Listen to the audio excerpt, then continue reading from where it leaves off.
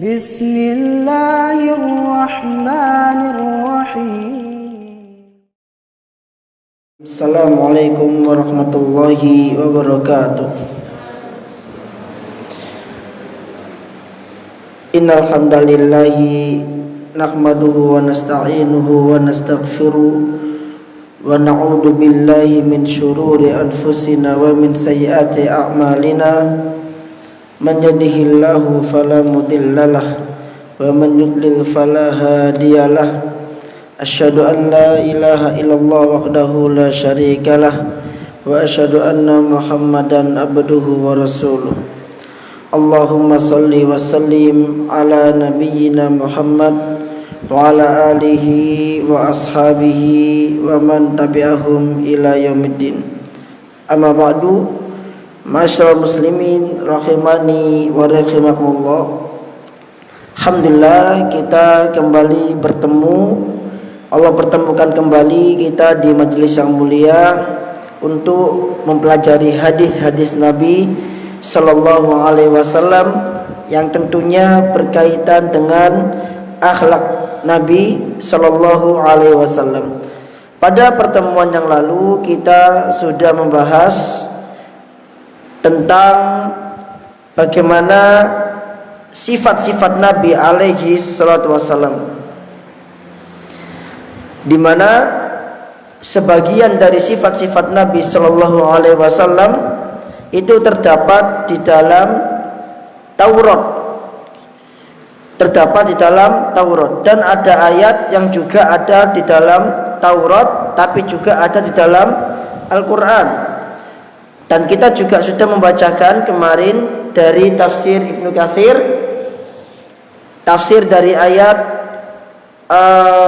fa'akhoda, di mana Musa alaihissalam mengambil sebagian suhuf yang telah dilemparkan oleh Musa, yang di dalamnya ternyata ada sifat dari Rasul sallallahu alaihi wasallam.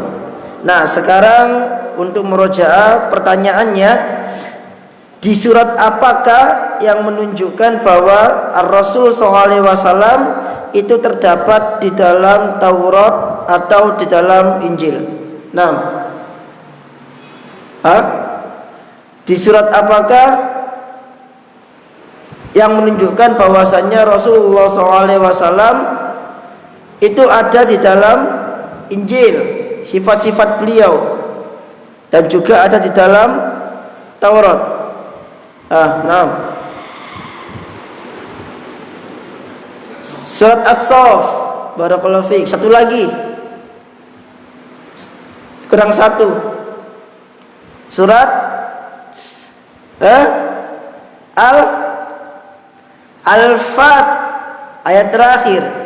Dzalika mathaluhum fit Taurah wa mathaluhum fil Injil, dan perumpamaan mereka atau sifat-sifat mereka itu ada di dalam Taurat dan ada juga di dalam Injil. Tayyib, kita masuk ke hadis berikutnya, masih di bab yang sama, yaitu tentang keramahan Nabi sallallahu alaihi wasallam.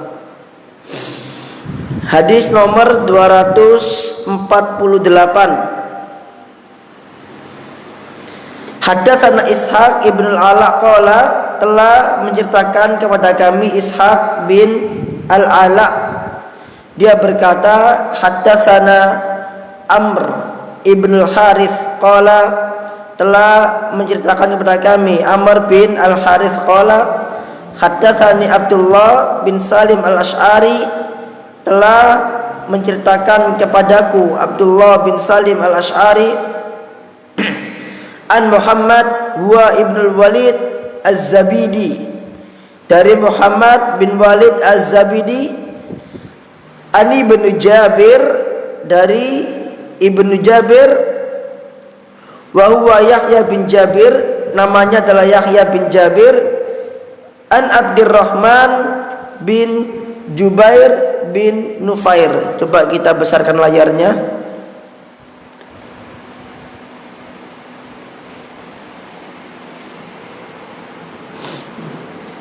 dari Abdurrahman bin Jubair bin Nufair, haddatsahu, beliau menceritakan kepadanya, anna abahu, bahwasanya bapaknya Abdurrahman ini yakni Jubair bin Nufair menceritakan hadisnya kepada Abdurrahman. Annahu sami'a Muawiyah radhiyallahu anhu yaqul, bahwasanya dia siapa ini, yaitu Jubair bin Nufair ini mendengar Muawiyah radhiyallahu anhu berkata, sami'tu minan Nabi sallallahu alaihi wasallam, aku pernah mendengar Nabi sallallahu alaihi wasallam kalaman, suatu ucapan, yaitu ucapan yang diucapkan oleh Nabi sallallahu alaihi wasallam, nafa'ani Allahu bihi, di mana ucapan tersebut Allah memberikan manfaat kepadaku dengan ucapan tersebut. Maksudnya ucapan yang dengar oleh Muawiyah radhiyallahu anhu dari Nabi SAW, maka Muawiyah merasakan manfaat dari ucapan yang diucapkan oleh Nabi Sallallahu Alaihi Wasallam tersebut.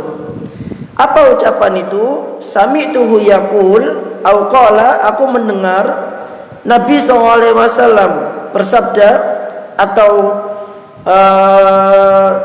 lafadznya adalah sami'tu Rasulullah SAW yaqul, aku mendengar Rasulullah SAW bersabda.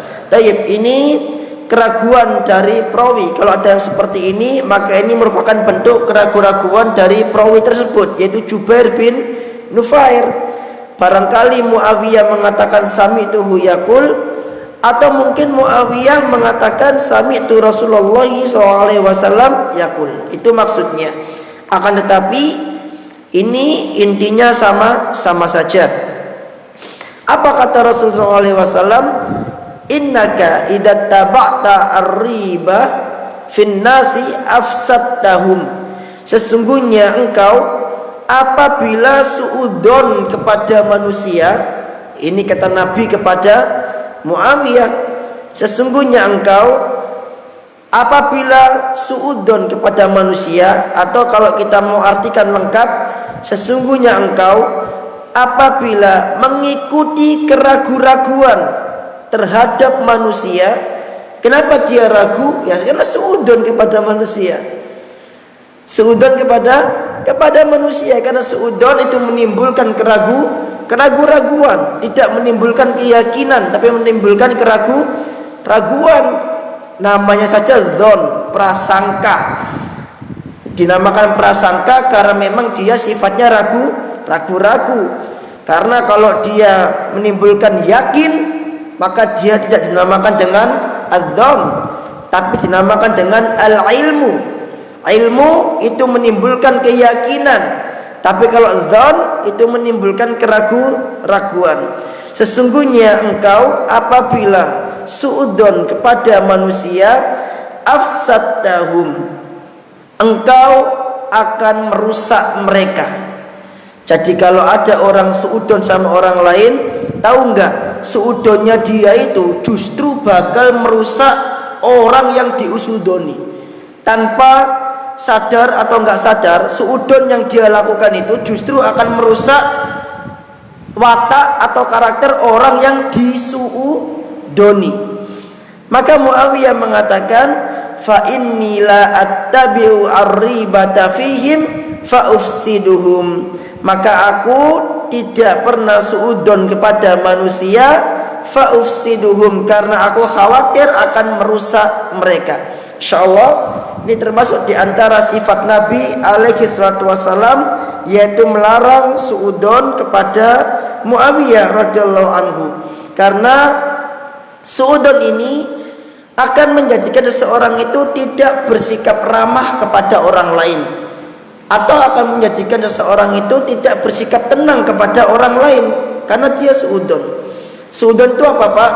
Suudon itu sesuatu yang belum ada buktinya. Kalau ada buktinya maka bukan suudon. Kalau belum ada buktinya, itu namanya curiga. Dan ketika dilontarkan dengan ucapan, maka ini lebih parah lagi. Dan hadis ini sebagian ulama mengatakan bahwasannya kenapa kok yang mendapatkan hadis ini adalah Muawiyah radhiyallahu anhu. Maka sebagian ahli ilmi mengatakan bahwasanya hadis ini merupakan sebuah kabar gembira terhadap Muawiyah, bahwasanya dia kelak akan menjadi seorang pemimpin. Kenapa demikian?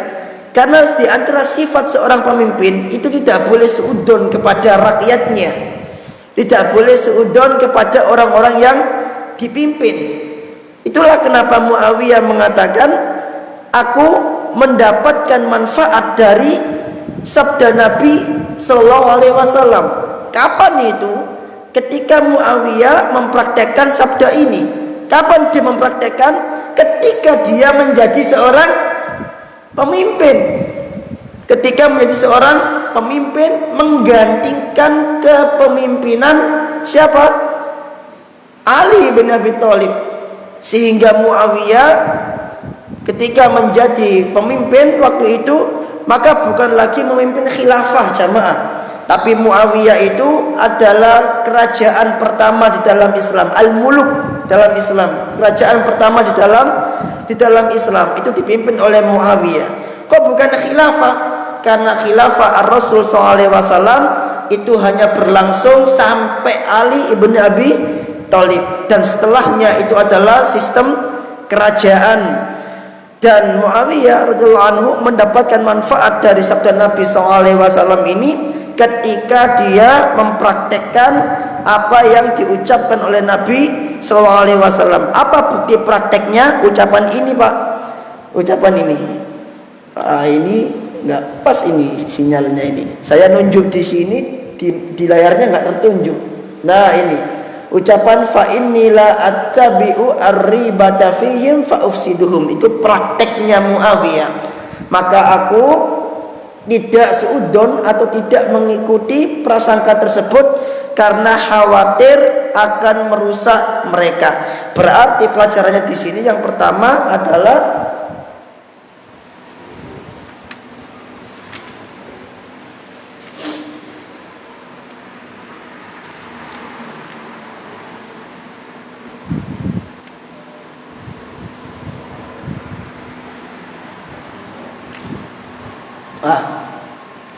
pelajaran yang pertama apa, Pak? Yang pertama adalah yang namanya ilmu itu akan terasa manfaatnya kalau dipraktekkan. Tapi kalau ilmu itu nggak dipraktekkan, maka nggak akan terasa manfaatnya. Sekarang coba bayangkan, kita sudah sampai 248 hadis. Berarti berapa hadis yang sudah kita baca? 248 hadis, halaman 726. Berarti kita sudah belajar selama setahun lebih, itu 726 halaman. Sudah banyak ilmu yang kita pelajari, banyak faedah yang kita baca.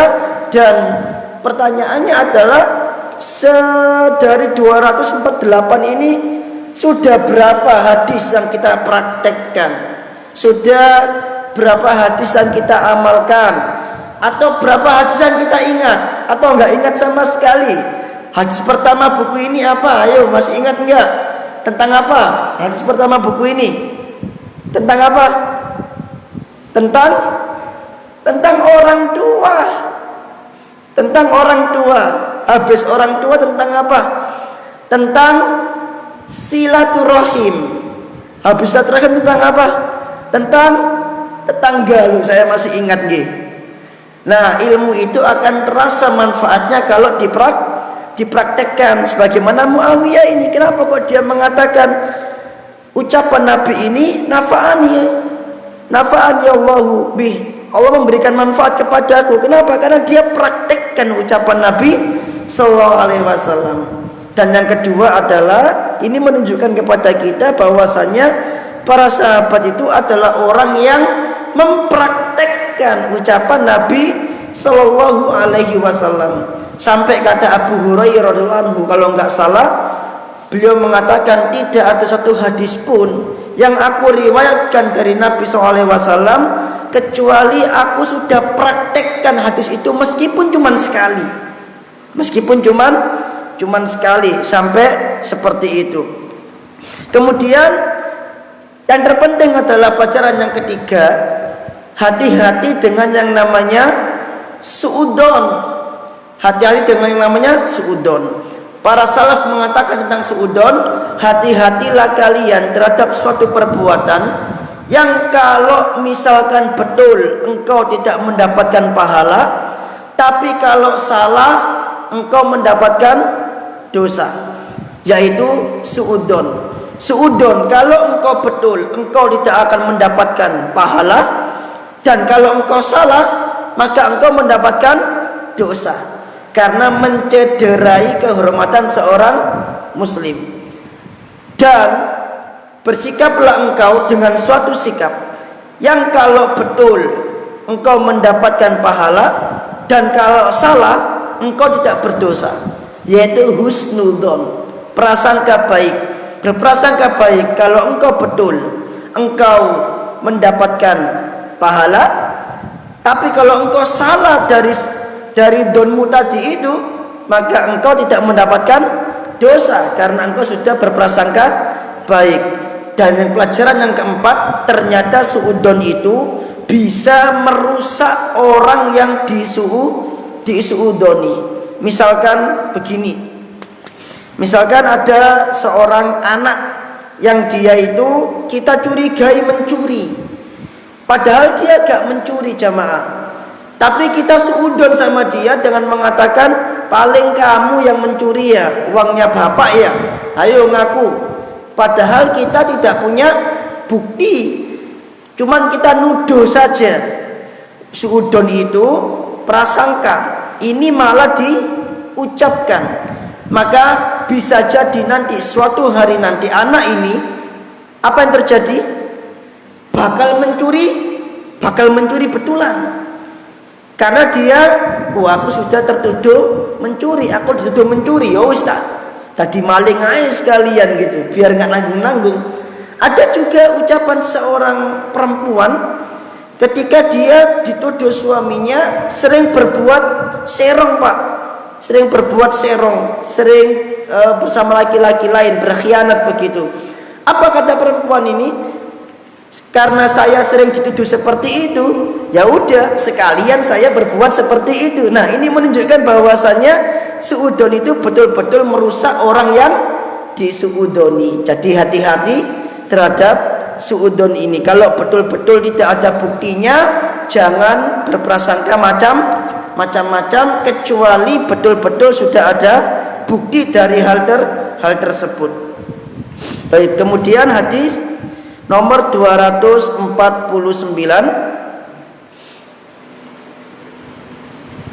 an Muawiyah bin Abi Mazrad, dari Muawiyah bin Abi Mazrad, an abihi, dari bapaknya, qala sami'tu Aba Hurairah radhiyallahu anhu yaqul, aku mendengar Abu Hurairah radhiyallahu anhu berkata, sami'a udunaya hatani, sungguh aku telah mendengar dengan kedua telingaku ini, wa basura aynaya hatani, dan sungguh aku telah melihat dengan kedua mataku ini, Rasulullah sallallahu alaihi wasallam, yaitu Rasulullah sallallahu alaihi wasallam, akhadha biyadaihi jami'an, yaitu memegang kedua tangan Hasan dan Husain, bikafai al-Hasan awil Husain salawatullahi alaihima, yaitu memegang kedua telapak tangan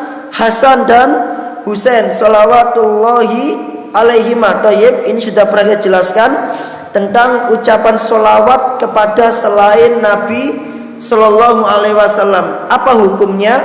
Maka singkatnya adalah ucapan sholawat kepada selain sahabat, kepada selain Nabi SAW, maka para ulama berbeda pendapat, para sahabat berbeda pendapat. Ada yang membolehkan ucapan sholawat kepada selain Nabi, ada yang tidak membolehkan ucapan sholawat kepada selain Nabi. Maksudnya ucapan sholawat itu hanya diberikan kepada Nabi, tidak boleh diberikan kepada sahabat. Tapi ada para sahabat lain di antara Aisyah radhiyallahu anha yang berpendapat boleh sholawat itu kepada sahabat. Abu Bakar sallallahu alaihi wasallam boleh menurut sebagian pendapat. Akan tetapi kalau misalkan sholawat itu diperuntukkan kepada salah satu sahabat saja, yaitu misalkan kepada Ali saja atau kepada Hasan dan Husain saja, maka yang seperti ini para ulama menjauhi hal seperti ini. Kenapa ini? Kenapa? Karena hal ini merupakan salah satu sikap dari orang-orang Syiah Rafidhah yang mengagungkan Ahlul Bait melebihi kedudukan para sahabat semuanya, lebih mengunggulkan Ahlul Bait dibanding Abu Bakar, Utsman atau Umar radhiyallahu anhum. Maka yang seperti ini hendaknya dijauhi. Terus Ustadz, kenapa kok hadis ini ada sholawatnya? Ya, karena perawi hadis itu hanya menukil apa yang didapat oleh perawi sebelumnya. Maka bisa jadi perawi sebelumnya itu menyantumkan sholawat kepada Hasan dan Husain. Wa qadamaihi ala qadami Rasulillahi sallallahu alaihi wasallam, dan kedua kaki Hasan dan Husain ini berada di atas kedua kaki atau kedua telapak kaki Rasulullah sallallahu alaihi wasallam. Wa Rasulullah sallallahu alaihi wasallam yaqul, dan Rasul sallallahu alaihi wasallam bersabda, irqah, naiklah. Qala faraqiya al-gulam, maka salah seorang di antara dua anak itu langsung naik. Hatta wada'a qadamaihi ala sadri Rasulillahi sallallahu alaihi wasallam, sampai kedua kaki mereka, kedua kakinya ala sadri Rasulullah sallallahu alaihi wasallam, sejajar dengan kedua pundak, sejajar dengan pundak Rasulullah sallallahu alaihi wasallam. Jadi Hasan dan Husain itu berada di kakinya Nabi SAW, barangkali naik di tangannya Nabi SAW sampai kedua kakinya sejajar dengan pundaknya Nabi SAW. Nah, ini yang paling bagus, Pak. Kemudian Rasulullah SAW mengatakan, iftah faka, bukalah mulutmu, bukalah mulutmu. Tsumma qabbalahu, kemudian Nabi SAW mencium mulut Hasan dan Husain. Tsumma qala, kemudian beliau mengatakan, Allahumma ahibbahu fa inni uhibbuhu. Ya Allah, cintailah dia, yakni Hasan dan Husain, fa inni uhibbuhu, maka karena sesungguhnya aku mencintainya. Ucapan ini, Pak, itu juga pernah diucapkan oleh Nabi kepada Usama bin Zaid ketika bermain bersama Nabi. Nabi mengatakan, ya Allah, cintailah Usama karena sesungguhnya aku mencintai Usama, dan cintailah orang-orang yang mencintai Usama. Maka di sini ada pelajaran penting, yaitu terkait tentang akidah seorang muslim, yaitu bahwasanya seorang muslim itu wajib mencintai sesuatu yang dicintai oleh Rasul SAW, dan wajib membenci sesuatu yang dibenci oleh Rasul SAW.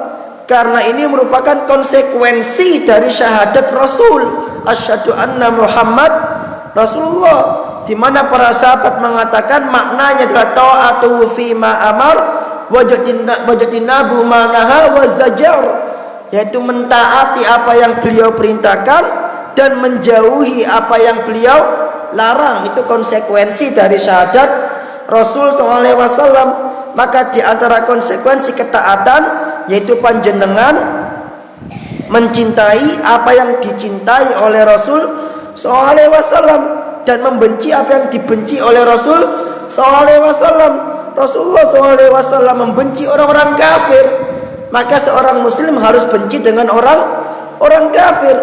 Berarti apakah dikatakan muslim kalau ada kalau ada orang Islam cinta sama orang-orang kafir, atau mungkin malah mengikuti ajaran mereka, atau mungkin malah membenarkan ajaran mereka, ya maka bisa saja batal Islamnya karena mengikuti orang-orang kafir dalam hal agama mereka, atau ragu terhadap kekafiran mereka, atau malah membenarkan kekafiran mereka. Itu merupakan bentuk pembatal keislaman. Apalagi nanti ada kajian sore hari, kan itu penting itu terkait al-wala wal bara seorang muslim terhadap tahun baru yang itu bukan merupakan ajaran Islam, tapi ajaran orang-orang Yunani untuk memperingati lahirnya dewa Janus atau dewa Januari. Nah, itu bukan ajaran kaum muslimin, tapi Masya Allah justru musibahnya yang merayakan itu justru adalah orang-orang Islam. Nah, yang seperti ini wajib bagi seorang muslim membenci apa yang dibenci oleh Ar-Rasul SAW. Dan terkait masalah ini, masalah manhaj, perlu diketahui bahwa dahulu penduduk Madinah punya 2 hari raya. Hari raya apa Pak namanya Pak? Nairus. Ayo, namanya sirup. Yang satu persis namanya sirup Pak, marjan. Nah, kayak itu apa ayo? Nairus sama marjan, bukan marjan, sama bukan. Ayo, Nairus dan Mihrojan. Ini hari rayanya apa Pak? Hari rayanya orang-orang Persia, orang-orang Majusi, dirayakan oleh para sahabat yang ada di Madinah. Maka ketika Rasulullah SAW qadima al-Madinah, datang di Madinah, maka mereka melihat sedang bermain-main di 2 hari ini. Maka Rasul bertanya kepada para sahabat, mahadal yaumani, ini hari apa 2 hari ini? Ternyata para sahabat mengatakan, kunna nal'abu fihi ma fil jahiliyah. Oh, kami dulu itu di zaman jahiliyah bermain-main di 2 hari raya ini. Nabi ketika melihat para sahabat ngerayain Nairus dan Mi'rajan, Nabi nggak mengatakan selamat hari raya Nairus. Nabi juga nggak mengatakan selamat hari raya Mi'rajan. Nabi nggak katakan itu. Nabi benci itu. Maka Nabi katakan, innallaha qad abdalakum bihima khairam minhuma.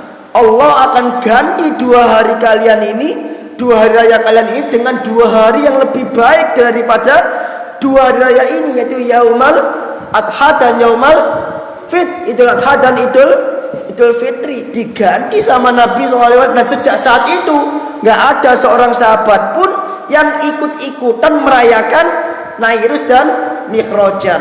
Pak, kalau misalkan dia tetap merayain itu Pak, apa yang terjadi Pak? Yang terjadi adalah ucapannya Abdullah bin Amr radhiyallahu anhu. Beliau mengatakan, man bana fi biladil aajim, siapa yang membangun di negerinya orang-orang ajam, wan sana'a nairuzahum wa mikhrajanahum, dan ikut meramaikan hari raya Nairus dan hari raya Mi'rajan, wa tashabbaha bihim, dan seperti mereka, menyerupai mereka. Kayak Natal kemarin pakai peci Natal, di masjid pun pakai peci Natal. Naudzubillah, menyerupai mereka hatta yamut, sampai dia mati dalam keadaan seperti itu. Apa kata sahabat Abdullah bin Amr?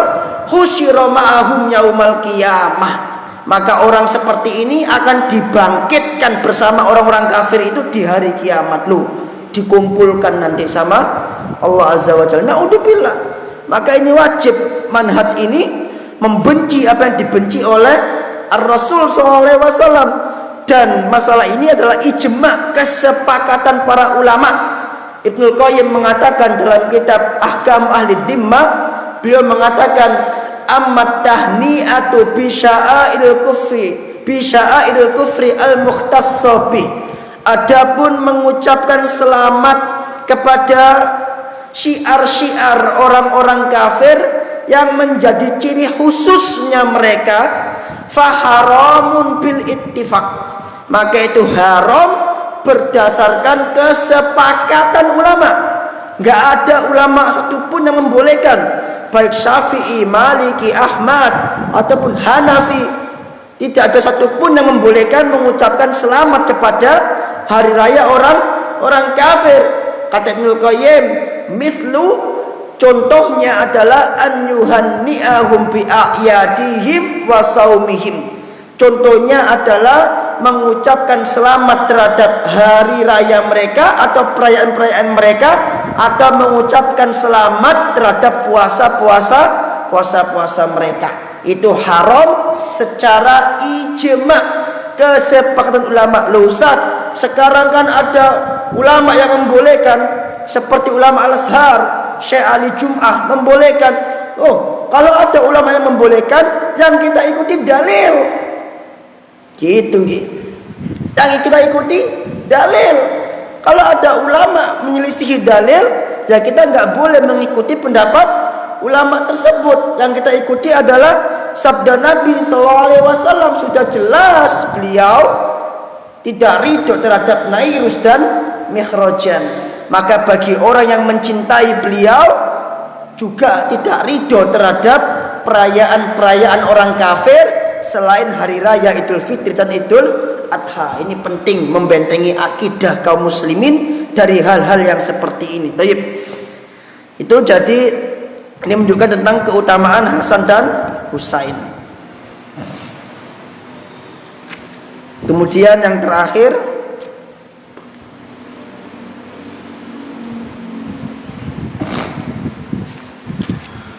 at-tabassum. Bab tersenyum Pak sekarang.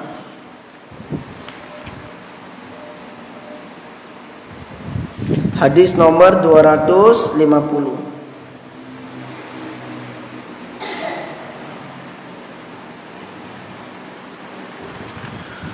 Nah, at-tabassum artinya tersenyum. An Qais radhiyallahu anhu, dari Qais radhiyallahu anhu qala sami'tu Jarir, aku mendengar Jarir. Jarir ini namanya Jarir bin Abdillah. Dia seorang yang mulia di kaumnya, dia pemimpin kaum dan dia orang terpandang di kaumnya. Dia pernah mengatakan, ma ra'ani Rasulullah sallallahu alaihi wasallam mundu aslamtu. Rasulullah ma ra'ani Rasulullah sallallahu alaihi wasallam mundu aslamtu. Ini sebenarnya kalau kita artikan bisa seperti ini. Aku tidak pernah melihat Rasulullah sallallahu alaihi wasallam sejak aku masuk Islam illa tabassama fi wajhi, kecuali beliau tersenyum tersenyum fi wajhi, ketika melihatku, atau kecuali beliau tersenyum ketika bertemu denganku, atau bisa kita artikan kecuali beliau tabassama tersenyum ketika melihat wajahku. Artinya di antara sifat Nabi SAW adalah beliau senantiasa tersenyum.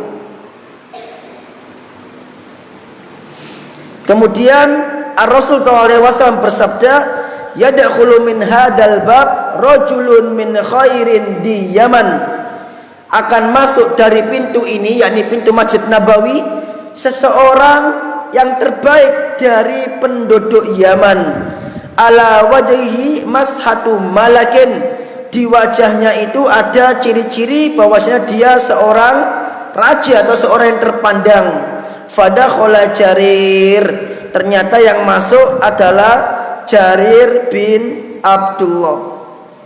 Yang masuk adalah Jarir bin Abdullah. Baik. Kemudian di dalam hadis Muslim dikatakan Nabi SAW tidak pernah menghalangiku bertemu dengannya, dan setiap kali aku bertemu dengan Nabi SAW, beliau selalu tersenyum kepadaku. Di sini ternyata ada dua sifat yang diajarkan oleh Nabi SAW kepada Jarir bin Abdullah. Yang pertama adalah bahwasanya Rasul tidak pernah menolak Jarir ketika Jarir bertamu kepada beliau. Itu yang pertama. Yang kedua adalah Rasul SAW selalu tersenyum ketika melihat Jarir bin Abdillah. Maka yang pertama, kenapa kok Nabi tidak pernah menolak Jarir bin Abdillah? Karena Jarir bin Abdillah ini adalah pemimpin kaum, orang penting yang diharapkan keislamannya. Maka ketika dia ingin bertemu dengan Nabi SAW, Nabi tidak pernah menolak Jarir bin Abdillah dengan alasan datanglah lagi besok dan lain sebagainya. Nabi nggak pernah tolak. Nabi tetap menemui Jarir bin Abdillah. Maka di sini Pak, ada faedah penting banget, dan alhamdulillah anak sudah sering praktekkan. Kalau panjenengan berteman dengan seseorang atau panjenengan melihat seseorang yang mana orang ini punya peran besar di dalam dakwah atau memiliki manfaat yang besar untuk kaum muslimin, maka jangan sampai membuat orang ini lari dari dakwah, atau jangan sampai membuat orang ini kecewa dengan sikap kita, karena hal tersebut akan menjadikan dia tidak lagi memberikan manfaat kepada kaum muslimin. Nabi SAW melihat Jarir bin Abdillah ini orang penting. Karena ini orang penting, maka diperlakukan khusus oleh Nabi SAW. Bukan berarti orang lain tidak diperlakukan baik. Akan tapi kalau orang itu punya peran di dalam dakwah atau punya manfaat besar untuk kaum muslimin, terpandang orangnya, maka orang ini bisa mendapatkan perlakuan plus-plus. Kenapa kok begitu? Diharapkan kebaikannya. Atau jangan sampai orang ini justru lari dari kita. Jadi kalau misalkan kita mendapatkan jamaah baru di sebuah masjid, ternyata kita tahu orang ini adalah orang yang terpandang atau orang yang dielu-elukan oleh kaumnya atau warga kampung misalkan. Nah, ini orang ini harus diapakan? Dijaga agar manfaatnya ini lari ke masjid. Bisa dipahami gitu. Sama Pak, di sekolah ini juga gitu. Ketika saya melihat ada orang tua yang memberikan manfaat kepada sekolah ini, perhatian terhadap sekolah ini, dan perannya besar terhadap sekolah ini, maka ini orang tua yang harus dijaga. Maka saya benar-benar berhati-hati, jangan sampai orang tua ini punya masalah sama guru. Kalau orang tua ini punya masalah sama guru, maka yang ada nanti dia akan kecewa terhadap sekolah ini. Dan kalau kecewa, maka kebaikannya tidak akan disalurkan kepada sekolah ini, nggak akan ngalir ke sekolah ini kebaikannya karena dia kecewa. Nah, inilah yang dilakukan oleh Nabi SAW.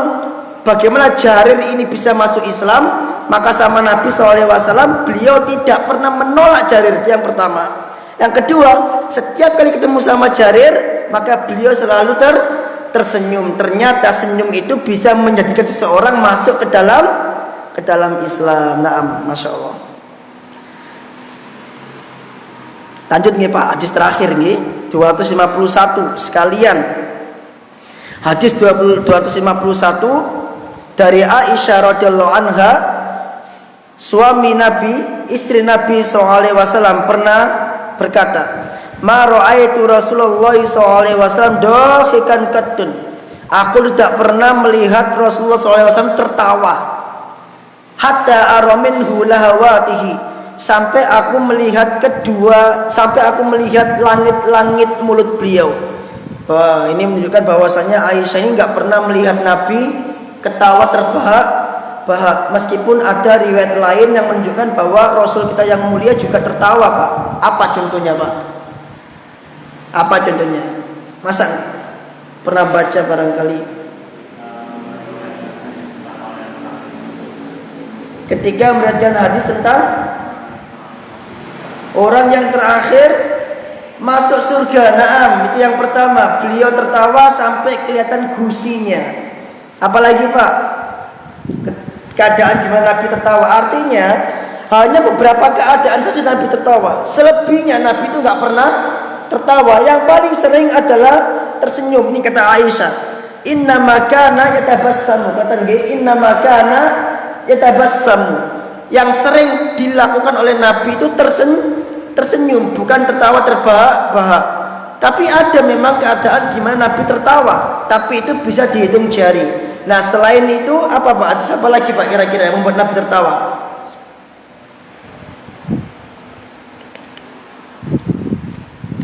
Hadis tentang Nabi mengatakan ketika ditanya oleh seorang perempuan yang tua, "Ya Rasulullah, apakah aku akan masuk surga?" gitu kan? Maka Rasul mengatakan apa? Tidak. Maka perempuan ini sedih. Kok aku nggak masuk surga gitu kan? Ternyata sama Nabi, enggak Nek, maksudnya di surga itu tidak ada orang yang tua, semuanya muda. Maka Nabi tertawa melihat apa setelah mendengar ucapan tersebut. Beberapa keadaan Nabi SAW tertawa, tapi kebanyakan beliau tersenyum. Nah, ini yang paling penting Pak. Sifatnya Nabi SAW, kana idza ra'a ghaiman aw rihan urifa fi wajhihi. Nabi itu kalau melihat awan mendung atau angin yang berhembus disebabkan awan mendung Pak, urifa fi wajhihi, nampak di wajahnya itu rasa gusar, rasa enggak tenang kalau ada mendung itu. Maka Aisyah mengatakan, "Ya Rasulullah, innan nasa idza ra'au al-ghaima farihu." Ya Rasulullah, manusia itu kalau mereka melihat awan mendung itu mereka senang karena mau turun hujan, rojaan an yakuna fil matar, karena mereka berharap akan turun hujan. Tapi kenapa kok engkau takut ketika lihat awan mendung? Lu bayangin, ini sudah bulan keberapa kita bertemu mendung tapi kita biasa-biasa saja. Nabi SAW itu kalau lihat mendung, dalam hadis lain itu beliau keluar masuk rumah, menunjukkan beliau ini gusar, nggak tenang, keluar masuk rumah sampai akhirnya mendung itu turun hujan, baru beliau tenang. Ketika turun hujan, maka beliau berdoa Allahumma shayyiban nafi'a. Tapi selama belum turun hujan, masih mendung dan anginnya kenceng, maka beliau ini nggak tenang. Sedangkan orang-orang lain, manusia secara fitrahnya mereka, apalagi mereka hidup di gurun, kalau lihat awan mendung, anginnya kenceng, mereka senang apa enggak? Senang. Habis ini akan turun hujan. Tapi itu tidak terjadi pada Nabi SAW. Apa kata Nabi SAW? Ya Aisyah, wahai Aisyah, ma yu'ammini an yakuna fihi adabun. Tidak ada yang lebih mengkhawatirkan aku kecuali aku khawatir kalau awan mendung ini adalah bentuk turunnya adab, bentuk turunnya siksa dari Allah Azza wa Jalla. Uddiba qaumun birrih, sungguh telah diadab suatu kaum dengan angin. Ada kaum yang diadab dengan angin. Wa qad ra'a qaumun al-adaba minhu, dan sungguh kaum tersebut telah melihat adab tersebut. Faqalu, tapi mereka malah mengatakan, hada aridun mumtiruna, ini adalah awan yang akan menurunkan hujan untuk kami. Jadi ketika awan mendung itu datang, hitam itu disertai angin, maka kaum yang diadab ini menyangka bahwa ini akan turun hujan. Tapi ternyata awan ini mengandung apa Pak? Mengandung adab. Siapa kaum ini Pak? Siapa kaum yang dimusnahkan oleh Allah dengan angin? Kaum Ad. Kaum Ad Allah musnahkan dengan angin dan awan mendung, di mana saking kencangnya angin itu menghancurkan dada dan merusak usus mereka, tembus. Saking kencangnya angin tersebut. Dan luar biasanya, berapa lama Allah menghancurkan kaum Ad, menghembuskan angin tersebut? 7 hari, 7 malam 8 hari. Allah mengatakan, sakharaha alaihim sab'a layalin wa thamaniyata ayyam. Kami hembuskan angin tersebut selama 7 malam 8 hari. Khusuman, terus menerus, nggak berhenti. Surabaya Pak, hujan nggak berhenti, banjir di mana-mana. Bayangkan kalau hujan itu turun 7 hari nggak berhenti. Surabaya meskipun dekat laut. Satu hari saja yang namanya daerah Sambi Kerep dan lain sebagainya itu banjirnya sepinggang sehari. Bayangkan kalau itu tujuh hari. Aceh kemarin itu hujan 7 hari, tidak berhenti. Banjir bandang ditambah lagi hutannya gundul. Ya naudzubillah, qadarullah, musibah. 7 hari nggak berhenti itu. Dan sekarang kena lagi Aceh Tengah, 3 hari banjir lagi, hujan lagi, nggak berhenti.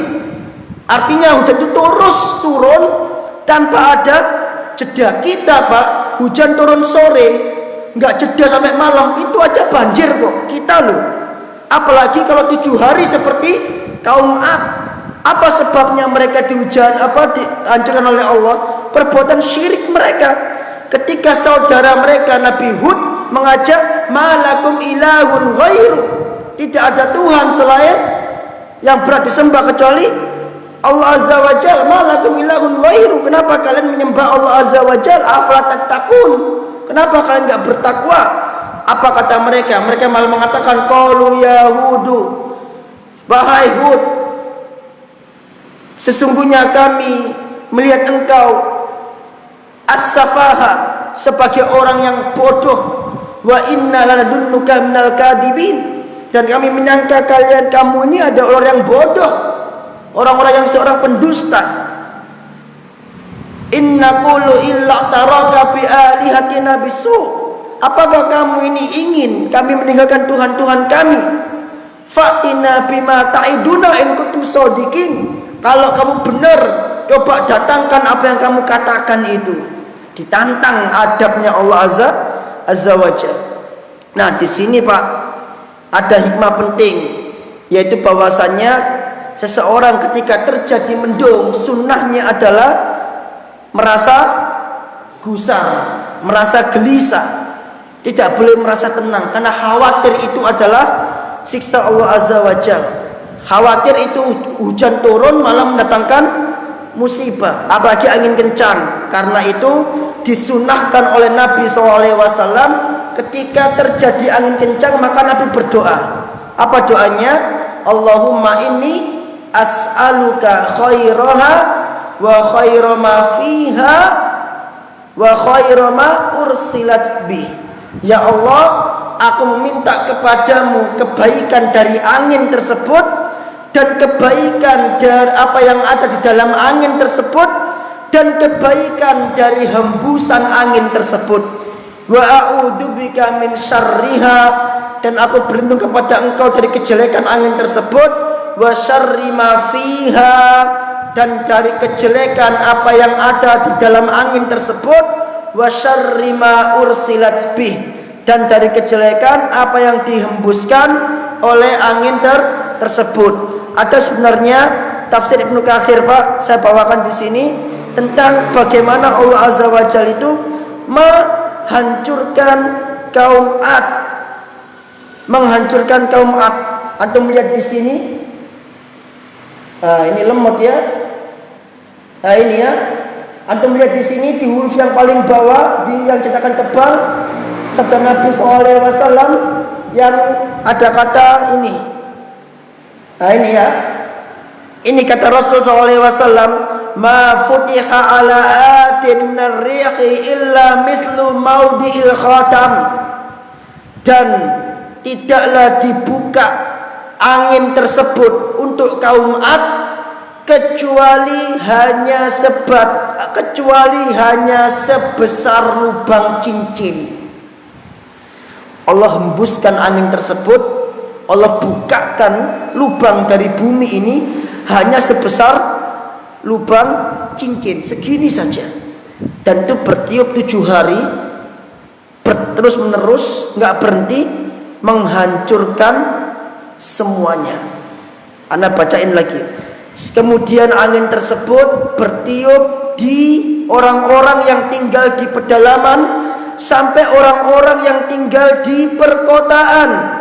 Maka tatkala angin tersebut sampai di orang-orang yang tinggal di perkotaan, maka orang-orang yang di perkotaan ini mengatakan hada aridun mumtiruna, mustaqbila audiyatina, inilah angin, inilah awan yang akan menurunkan hujan untuk kami, yang akan bertiup ke lembah-lembah kami. Wa kana ahlul bawadi fiha, padahal orang-orang yang berada di pedalaman sudah dihancurin sama Allah. Orang-orang yang di kota mengatakan ini angin yang akan turun hujan, yang akan bertiup ke pedalaman, padahal yang di pedalaman sudah hancur. Faulqiya ahlul badiyati ala ahlil hadirati hatta halaku, maka angin tersebut bertiup dari penduduk yang berada di pedalaman sampai penduduk yang berada di perkotaan, hatta halaku, sampai mereka semua hancur lebur. Dan dikatakan dalam Al-Quran, hancurnya itu tidak tersisa apapun bangunan kecuali hanya puing-puingnya saja. Orangnya mana? Nggak ada, hancur. Saking kerasnya angin tersebut. Atat ala huzaniha hatta kharajat min khilalil abwab, maka angin tersebut menghancurkan puing-puing atau menghancurkan kendi-kendi, sampai akhirnya angin tersebut keluar dari celah-celah rumah mereka, cuman lewat untuk menghancurkan kaum Ad. Dan itu Allah hanya bukakan selebar cincin. Gimana kalau Allah bukakan selebar segini misalnya? Mungkin bisa kiamat, mungkin bisa hancur satu provinsi, satu negara. Allah hanya bukakan segini saja sudah nggak karu-karuan gitu. Palu, masih ingat Palu nggih Pak? Palu itu Allah jadikan buminya bergerak itu, para ahli mengatakan itu namanya likuifaksi, di mana tanah bagian bawah itu berubah menjadi air, kemudian berjalan dan menenggelamkan semua yang ada di atasnya. Itu likuifaksi. Itu hanya petobo saja, satu petobo saja, tapi yang heboh satu Indonesia. Bisa jadi itu lebih kecil daripada lubang cincin. Seandainya itu dibukakan oleh Allah sebesar lubang cincin seperti kaum Ad, mungkin bisa jadi satu Palu atau satu pulau akan tenggelam. Ya naudzubillah, luar biasa. Angin termasuk tentara Allah. Tudammiru kulla syai'in bi amriha fa asbahu la yura illa masakinahum. La yura illa masakinahum, kata Allah, tudammiru kulla syai'in, angin itu menghancurkan segala sesuatu. Fa asbahu la yura, maka menjadilah orang-orang itu la yura, tidak kelihatan, enggak ada sudah orangnya. Illa masakinahum, kecuali sisa-sisa bangunan saja yang ada. Orangnya mana? Lenyap, hancur. Itu kaum Ad. Maka di antara sunnah kalau mendung hendaknya gelisah dan membaca doa tadi. Bisa dihafalkan doanya di Google, ya. Buka Google, doa ketika angin kencang. Khawatir kalau itu merupakan siksa dari Allah Azza wa Jalla. Kita kan nggak tahu, gitu kan? Kita kan nggak tahu. Karena sampai hari ini setiap hari BMKG memprediksi sampai tanggal 6 Januari kalau nggak 1 Januari itu cuaca ekstrim. Dan kita melihat dari sore malam dan Masya Allah, ya kemarin aja sampai menghancurkan ini pondasinya Suramadu, ini tiangnya Suramadu, tiang lampunya itu roboh. Itu di tengah laut tuh, di tengah laut. Itu baru berapa jam. Ini kaum Ad 7 hari gak berhenti. Masya Allah. Kalau Allah sudah marah, itu sudah nggak ada yang bisa menghalangi kemarahan Allah Azza wa Jalla. Nggak ada yang bisa mengalahkan. Diandung kita bertakwa kepada Allah Azza wa Jalla. Sampai di sini dulu jamaah. Semoga bermanfaat. Kita lanjutkan pertemuan minggu depan lagi dengan hadis tentang tertawa. Insyaallah hadis tentang tertawa. Kita akhiri dulu. Subhanakallahumma bihamdika asyhadu an la ilaha illa anta astaghfiruka wa atubu ilaik. Assalamualaikum warahmatullahi wabarakatuh.